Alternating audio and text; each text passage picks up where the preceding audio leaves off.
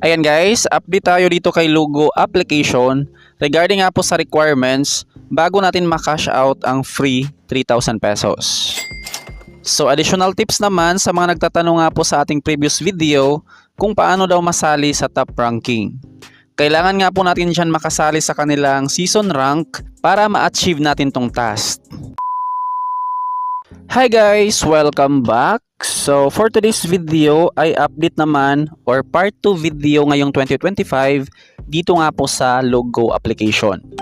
So sa mga wala pang idea na gustong itry itong app, andyan lang yung link sa ating description box at sa comment section. Tapos after nyo mapanood ng video na to guys, panoorin nyo tong ating part 1 na video this year. Ayan siya.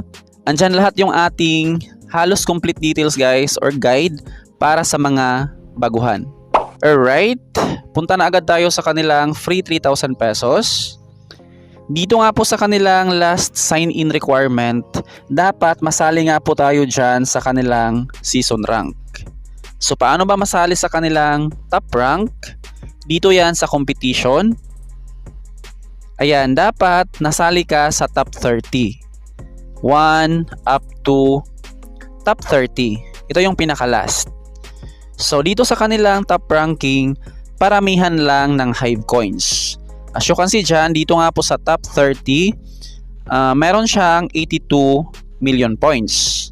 82.33, 84, up to 177M.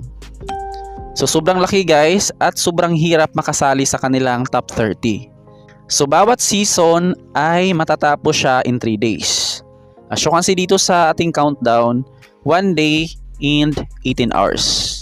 After 3 days, malalaman na nga po natin guys or meron na nga pong result sa mga winners.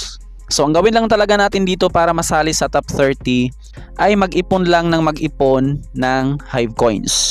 Sa loob ng 3 days or sa buong season, dapat palagi kang nag-rob, nag-collect ng mga points dito nga po sa Beehives at saka tapusin natin palagi itong kanilang daily task.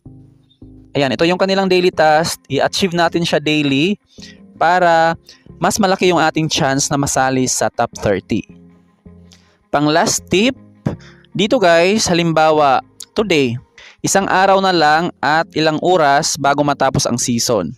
Ang gawin nyo guys, hintayin nyo muna na matapos yan. So abangan mo lang yan, tapos dyan ka mag-start na mang-rob, mang-collect ng mga Hive coins at saka mag-daily task. So ito nga po yung ating number of robs. Huwag nyo muna siyang gamitin guys since hindi pa naman tapos yung kanilang season 24 or 23. Pag natapos